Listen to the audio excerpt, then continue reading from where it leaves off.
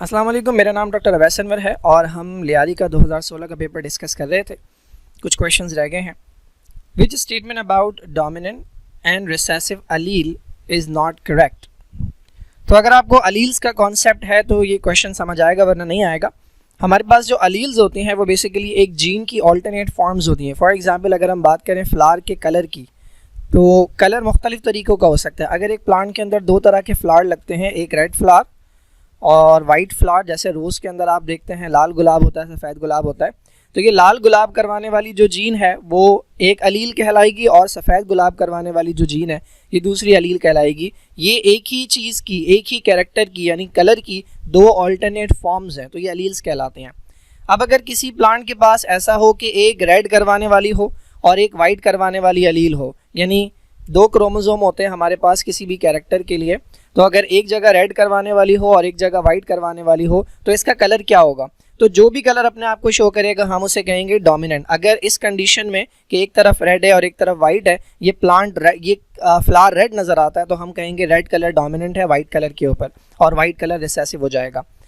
तो यहाँ पर इन्होंने इन्हीं दोनों के बारे में पूछा है कि डोमिनेंट और रिसेसिव अलील के बारे में क्या चीज़ करेक्ट नहीं है।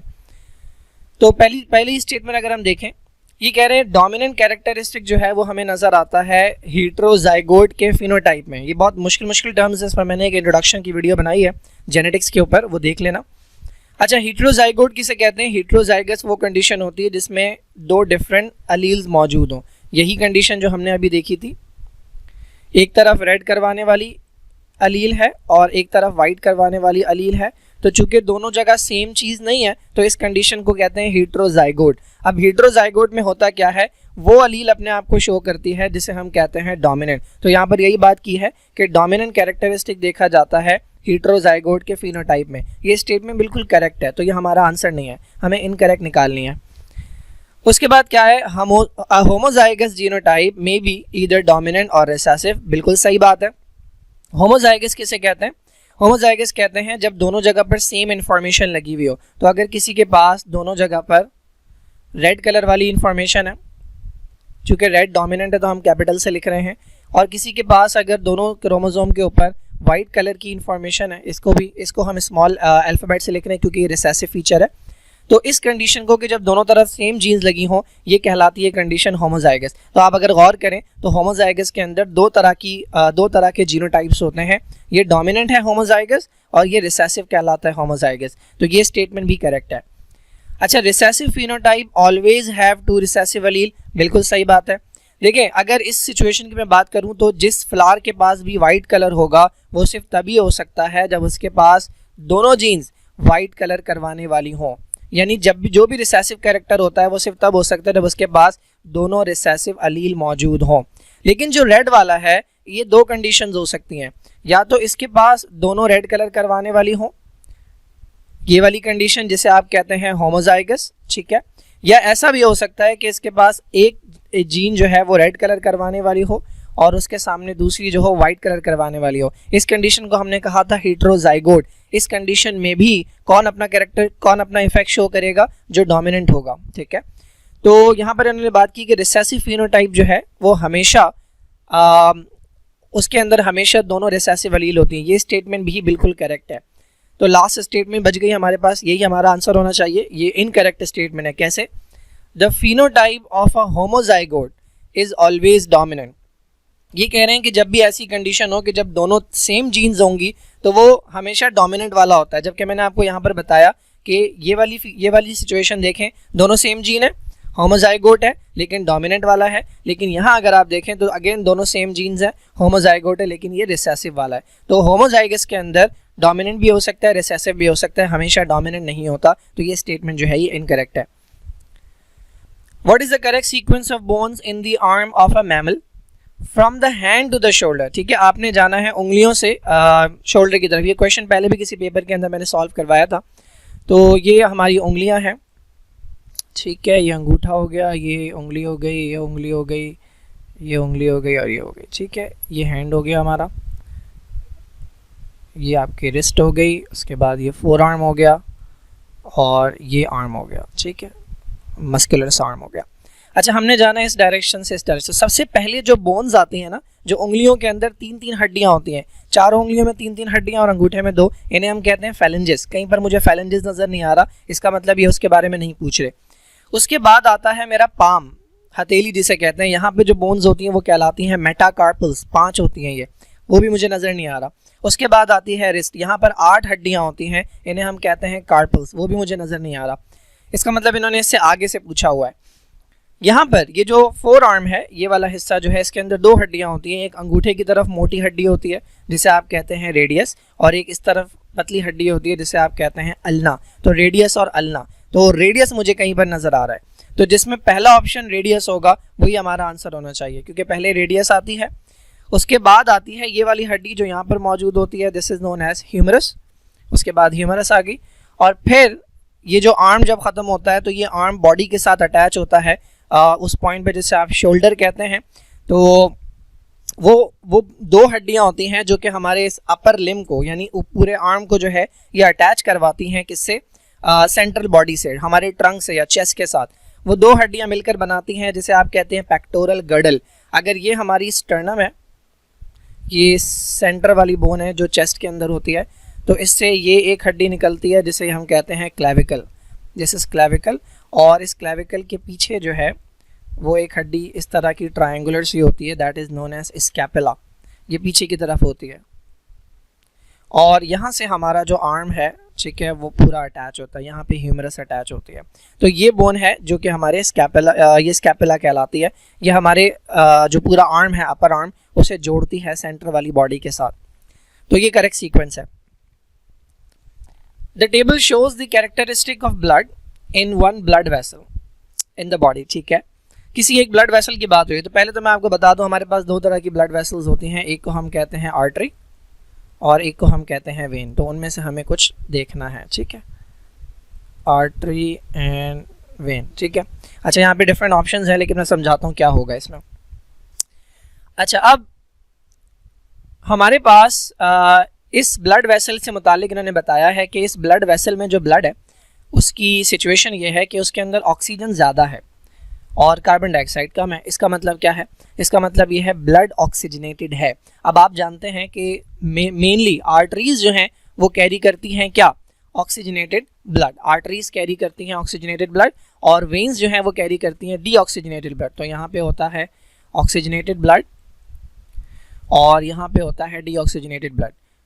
क्लियरली इन्होंने सवाल में पूछा है ऑक्सीजनेटेड ब्लड के बारे में, क्योंकि ऑक्सीजन ज़्यादा है, कार्बन डाइऑक्साइड कम है। इसका मतलब ये कोई ना कोई आर्टरी हो सकती है। लेकिन आपको पता है एक आर्टरी ऐसी है कि जिसमें डीऑक्सीजनेटेड ब्लड होता है और वो है पल्मोनरी आर्टरी। इसका मतलब ये हमारा आंसर नहीं हो सकता। क्यों?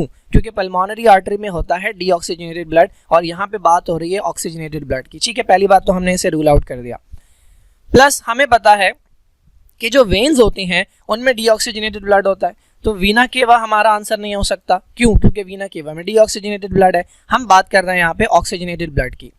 पल्मोनरी वेन ये ऑल्दो वेन है, लेकिन जिस तरह एक आर्टरी में डीऑक्सीजनेटेड ब्लड था उसी तरह एक वेन में ऑक्सीजनेटेड ब्लड हो सकता है, होता है। ठीक है, तो अब हमारा आंसर या तो एओर्टा है या पल्मोनरी वेन है। तो अब हम जाएंगे तीसरे पॉइंट की तरफ।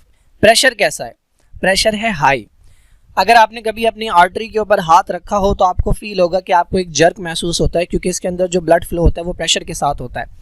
तो अगर आपने कभी अपने हाथ में वो जो नब्ज चेक करते हैं डॉक्टर्स, वो रेडियल आर्टरी होती है। अगर ये आपका हाथ है, ये आपका अंगूठा है, ये उंगलियां हैं, ठीक है, तो यहाँ पे आपकी एक आर्टरी मौजूद होती है। अगर आप हाथ लगाएंगे तो आपको फील हो जाएगी। तो ये कहलाती है radial artery.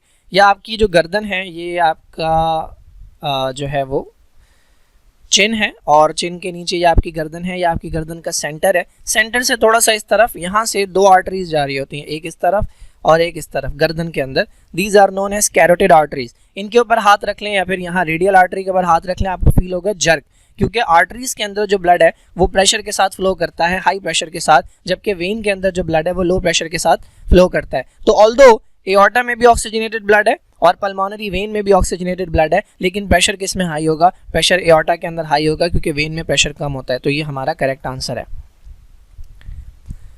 The following reaction occurs in the human GI tract. ठीक है, स्टार्च है वो टूट रहा है किसी प्रोडक्ट में और उसके ऊपर कोई कैटलिस्ट जिसे आप एंजाइम कहते हैं वो काम कर रहा है। तो इन्होंने पूछा है बता दें कि कैटलिस्ट कौन सा है, प्रोडक्ट कौन सा है। बड़ा आसान है ये। स्टार्च जो है उसके ऊपर अमल करने वाला या उसके ऊपर काम करने वाला जो एंजाइम है वो कहलाता है अमाइलेज, ठीक है। और अमाइलेज स्टार्च को तोड़ता है माल्टोज के अंदर। ये काम दो जगहों पर होता है। एक हमारी ओरल कैविटी में, जैसे हम खाना खाते हैं तो सलाइवा आता है, उस सलाइवा में एक अमाइलेज मौजूद होता है जो कहलाता है सिलिवरी अमाइलेज। फिर एक और अमाइलेज आता है जो कि पेनक्रियास के जूस से आता है। इन दोनों का काम होता है कि स्टार्च को कन्वर्ट करना माल्टोज के अंदर। तो ये करेक्ट हमारे पास आंसर है। कैटलिस्ट या एंजाइम जो है उसके लिए ASE लगता है आखिर में, तो ये भी एक अदद आपके पास वो था तरीका चूज़ करने का, क्योंकि इनमें से बाकी किसी ऑप्शन के अंदर ASE नहीं है। इसका मतलब इनमें से बाकी कोई एंजाइम है ही नहीं। तो एंजाइम सिर्फ एक ही था यहाँ पे। अगर आपको इतना पता है कि एंजाइम के नाम में ASE आता है तो आप करेक्ट आंसर जो है वो मालूम कर सकते थे, इवन आपको अगर ना भी पता होता कि स्टार्च किस में कन्वर्ट होता है।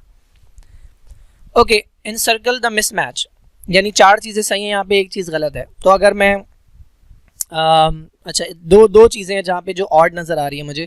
देखें 3 जगहों के ऊपर वायरस लिखा हुआ है, राइनो वायरस, यहाँ पर भी वायरस है, यहाँ पर भी वायरस है। 2 जगहों के ऊपर हमारे पास कुछ अलग अलग लिखा है, तो हो सकता है इन्हीं में से कोई आंसर हो। तो ये आपके पास चैप्टर नंबर 5 में फर्स्ट ईयर बायोलॉजी में आपको मिल जाएगा। वायरस और उससे रिलेटेड कुछ बीमारियाँ हैं। कोल्ड जो है ये आपका फ्लू होता है, ये राइनो वायरसेस कॉज करते हैं, ये बिल्कुल सही है, ये हमारा आंसर नहीं है। एनसेफेलाइटिस ब्रेन की इन्फ्लेमेशन को कहते हैं। एनसेफेलॉन का वर्ड ब्रेन के लिए यूज़ होता है, आइटिस का मतलब इन्फ्लेमेशन, ये वायरस से होता है बिल्कुल। ये वो वायरसेस होते हैं जो आर्थ्रोपोड्स के थ्रू आते हैं, तो इन्हें हम आर्बो वायरसेस कहते हैं। जैसे आपका डेंगू का वायरस है, ठीक है, तो ये आर्थ्रोपोड के ज़रिए, इंसेक्ट के ज़रिए आते हैं, तो ये आर्बो वायरसेस कहलाते हैं, ठीक है। सिमिलरली माइनस स्ट्रेन वायरस जो है, माइनस स्ट्रेन में समझाऊंगा जब मैं वायरस को एक्सप्लेन करूंगा। ये पैरामिक्सो वायरस माइनस स्ट्रेन होता है, बिल्कुल सही है। रेबीज़ जो है ये डॉग बाइट से होता है, ये तो आपको पता है। और जो वायरस होता है इसके अंदर वो कहलाता है रेब्डो वायरस, ठीक है। रेबीज़ रेब्डो वायरस से होता है, डॉग बाइट से आता है हमारी बॉडी में। तो एक चीज़ बच गई, वो है yellow fever cause by bacteria. Yellow fever जो है ये भी वायरस से होता है, ये बैक्टीरिया से नहीं होता, और ये उन्हीं वायरसेस से होता है जिन्हें हमने कहा है आर्बो वायरसेस, ठीक है। Now where do the light dependent reaction of photosynthesis occur? तो ये हमारे पास स्ट्रक्चर है क्लोरोप्लास्ट का। क्लोरोप्लास्ट जो है ये वो ऑर्गेनल है कि जिसके अंदर फोटोसिंथेसिस होता है। पहली बात तो इसकी आउटर 2 मेम्ब्रेन्स होती हैं, ठीक है, डबल मेम्ब्रेन बाउंड स्ट्रक्चर है, जिस तरह माइटोकॉन्ड्रिया की 2 मेम्ब्रेन है। उसके बाद इसके अंदर कुछ इस तरह के बैग लाइक स्ट्रक्चर्स होते हैं जो एक के ऊपर एक अटैच होते हैं। इस एक बैग को हम कहते हैं थाइलाकॉइड, ये लिखा हुआ थाइलाकॉइड। और सारे बैग्स को मिलाकर ये जो गुच्छा बना हुआ है इसे हम कहते हैं ग्रेनम, ठीक है। इस तरह के मल्टीपल होते हैं। और फिर यहाँ पे ये जो बाकी मटेरियल बाहर पड़ा हुआ है, इसके अलावा जो बाकी मटेरियल है that is known as stroma. तो आपने चैप्टर नंबर 11 अगर पढ़ा है तो आपको मालूम होगा कि फोटोसिंथेसिस जो है वो 2 स्टेप्स में होता है। एक को हम कहते हैं लाइट रिएक्शन या लाइट डिपेंडेंट रिएक्शन, और एक को हम कहते हैं डार्क रिएक्शन या light independent reaction. Light dependent reaction में लाइट डायरेक्टली इन्वॉल्व होती है और डार्क रिएक्शन में लाइट की डायरेक्टली ज़रूरत नहीं होती। लाइट रिएक्शन जो होता है वो इसमें होता है, जिसे आप कहते हैं थाइलाकॉइड या जिसे आप कहते हैं ग्रेनम। और जो डार्क रिएक्शन है वो इस जगह पर होता है जिसे आप कहते हैं स्ट्रोमा। तो इन्होंने लाइट डिपेंडेंट रिएक्शन पूछा है, गार्ड सेल में नहीं होता, गार्ड सेल का कोई ताल्लुक नहीं है लाइट डार्क रिएक्शन से। स्ट्रोमा के अंदर कौन सा होता है, मैंने बताया डार्क रिएक्शन। या अगर वो पूछते कि लाइट इंडिपेंडेंट रिएक्शन, या तीसरा नाम इसका है Calvin Benson cycle, CBC। Thylakoid membrane बिल्कुल सही है। थाइलाकॉइड की जो मेम्ब्रेन है ये एक छोटा सा बैग जो है ये थाइलाकॉइड है, इसके अंदर होता है लाइट रिएक्शन या light dependent reaction. Cytoplasm of leaf cell नहीं, इसके अंदर भी नहीं होता। ओके, नेक्स्ट क्वेश्चन है हमारे पास, which of the following nutrient is incorrectly paired with its function in a cell wall. Cell wall नहीं होगा, ये सेल होगा सिर्फ, ठीक है। अच्छा, इनमें से 3 जो हैं वो सही होंगे और इनमें से कोई एक है जो गलत होगा। तो न्यूट्रिएंट्स हैं ये टॉपिक जो है आपको चैप्टर नंबर 12 में मिल जाएगा। Chapter number 12 first year biology का, जो कि न्यूट्रिशन से रिलेटेड है। उसमें प्लांट्स जो हैं उनके बारे में बताया कि इन्हें 3-4 कुछ चीज़ें चाहिए होती हैं और हर चीज़ का डिफरेंट रोल होता है। फॉर एग्जांपल जैसे कि नाइट्रोजन है, तो नाइट्रोजन जो है वो प्लांट को क्यों चाहिए, क्योंकि ये प्रोटीन्स के अंदर पाया जाता है। आपने अगर अमाइनो एसिड का स्ट्रक्चर देखा है तो उसके अंदर आपने ये देखा होगा, अमाइनो ग्रुप होता है। तो ये अमाइनो ग्रुप बेसिकली इसके अंदर नाइट्रोजन है।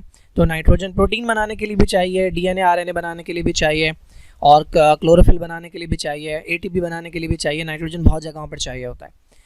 तो नाइट्रोजन कॉन्स्टिट्यूएंट प्रोटीन का, ये बिल्कुल सही है, हमें गलत आंसर निकालना है।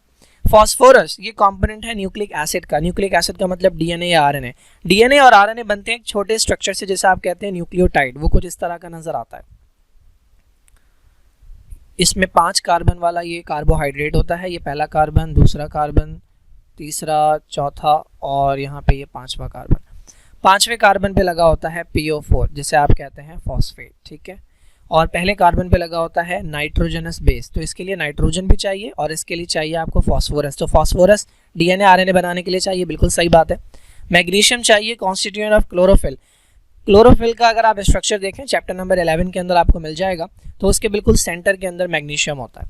जिस तरह हीमोग्लोबिन के सेंटर में आयरन होता है, बिल्कुल उसी तरह क्लोरोफिल के सेंटर में मैग्नीशियम होता है। तो मैग्नीशियम, क्लोरोफिल, और इसके अलावा यहाँ पे नाइट्रोजन भी लगे होते हैं। तो क्लोरोफिल बनाने के लिए अगेन नाइट्रोजन भी चाहिए और मैग्नीशियम भी चाहिए। तो यहाँ पर ये बात सही लिखी हुई है।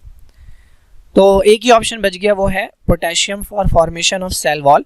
पोटेशियम जो है उसका सेल वॉल बनाने में कोई रोल नहीं है। पोटेशियम जो है ये बेसिकली उसकी ट्रांसलोकेशन में फूड की, कार्बोहाइड्रेट की पोटेशियम जो है आपका वो फॉस्फोरस होता है। पोटेशियम जो है ये आपका एंजाइम एक्टिवेटर के तौर पर इस्तेमाल होता है। पोटेशियम के होता है, ठीक है, के इज़ फॉर पोटेशियम। ये एंजाइम के एक्टिवेटर के तौर पर इस्तेमाल होता है, कुछ एंजाइम को एक्टिवेट करने के लिए। और दूसरा बहुत इंपॉर्टेंट रोल जो है इसका प्लांट्स के अंदर, वो है opening and closing of stomata. आपने ये गार्ड सेल पढ़े हैं, ठीक है। ये गार्ड सेल पहले इस तरह के होते हैं, उसके बाद इनकी हालत कुछ इस तरह की हो जाती है, जिसकी वजह से इनके दरमियान ओपनिंग डेवलप होती है। तो आपने पढ़ा होगा 2 चीज़ें हैं जो इन्हें कंट्रोल करती हैं, एक लाइट, ओपनिंग और क्लोजिंग करवाती हैं स्टोमेटा की लाइट, और दूसरा है पोटेशियम आयन। तो ये रोल है पोटेशियम का। The diploid human chromosome set has, अच्छा हमें पता है हमारे पास 46 क्रोमोसोम होते हैं। इस सेल की कंडीशन को हम कहते हैं डिप्लॉयड, यानी हमारे पास इस सेल में पूरे क्रोमोसोम है। पूरे क्रोमोसोम का मतलब हमारे पास 46 क्रोमोसोम का मतलब है हमारे पास 23 जोड़ियां हैं। क्यों? क्योंकि इसमें हर एक क्रोमोसोम जो है उससे मिलता जुलता एक और क्रोमोसोम होता है। इन दोनों को मिलाकर हम कहते हैं होमोलोगस। कहाँ से आए? ये मुझे फादर से मिला, ये मुझे मदर से मिला। अगर इसके ऊपर आई कलर की इन्फॉर्मेशन है तो इसके ऊपर भी यहीं पर आई कलर की इन्फॉर्मेशन होगी। तो ये दोनों एक जोड़ी होते हैं जिन्हें हम होमोलोगस कहते हैं। इस तरह की मेरे पास 23 जोड़ियाँ हैं, क्योंकि 23 मल्टीप्लाई बाय 2 ये 46 बनता है।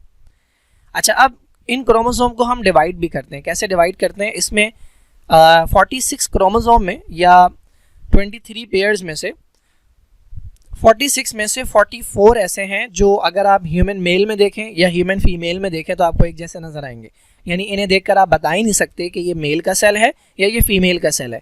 ये कहलाते हैं ऑटोसोम्स, ठीक है। 44 क्रोमोसोम का मतलब है 22 जोड़ियाँ, 22 पेयर्स, ठीक है। ये ऑटोसोम्स कहलाते हैं।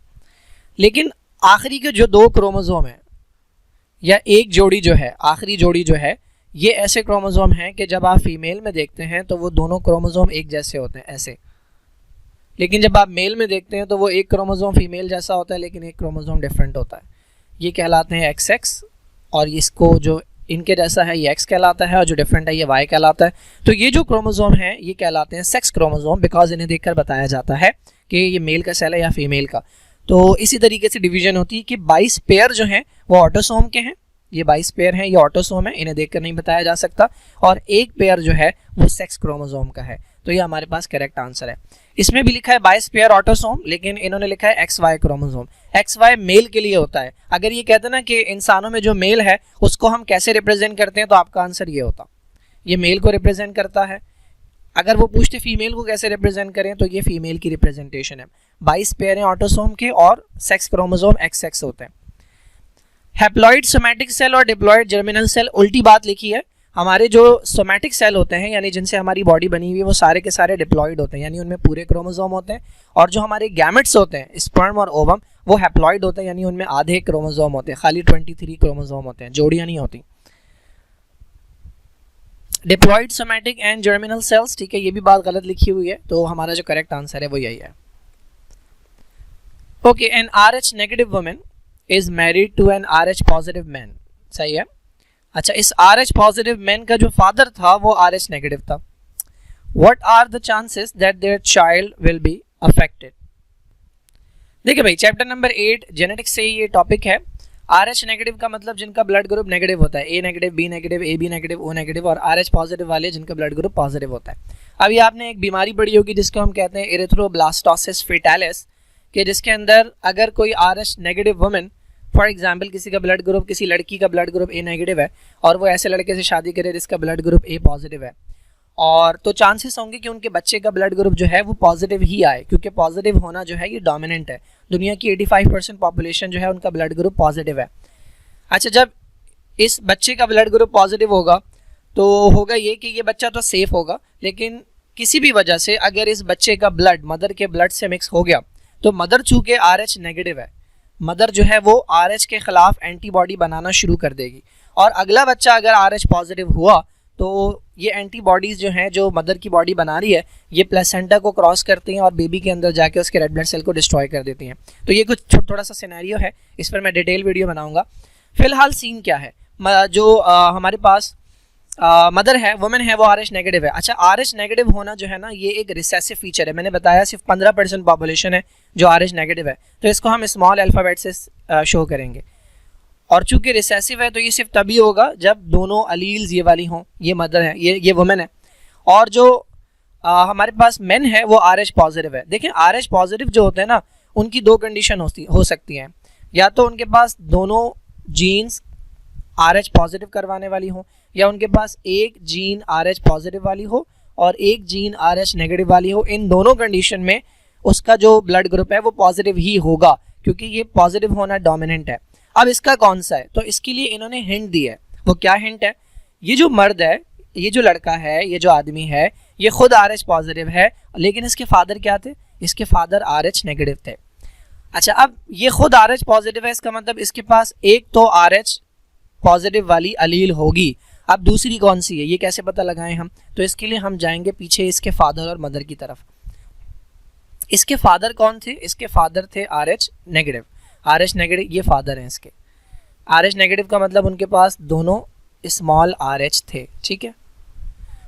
अच्छा, ये खुद RH पॉजिटिव है, इसका मतलब इसके पास एक कैपिटल RH आया है, तो वो कहाँ से आया होगा, वो इसकी मदर से आया होगा, ठीक है। तो मदर से कैपिटल RH आया तो फादर से क्या आया, फादर से आया स्मॉल RH। इसका मतलब ये होमोजाइगस नहीं है, ये कंडीशन होमोजाइगस है, ये होमोजाइगस नहीं है, ये क्या है, ये हेटेरोजाइगस है। जब आपको इनका जीनोटाइप मालूम हो गया, अब आप सिंपल सा क्रॉस करवा लें। क्रॉस करवाने के लिए आप बॉक्स बनाएंगे, एक तरफ इस वुमेन के गैमेट ले लेंगे स्मॉल RH, और एक तरफ इसके गैमेट ले लेंगे कैपिटल RH, स्मॉल RH। अच्छा, ये जब इसके साथ मिलेगा तो बनेगा कैपिटल RH और स्मॉल RH। ये जब इसके साथ मिलेगा तो बनेगा स्मॉल RH।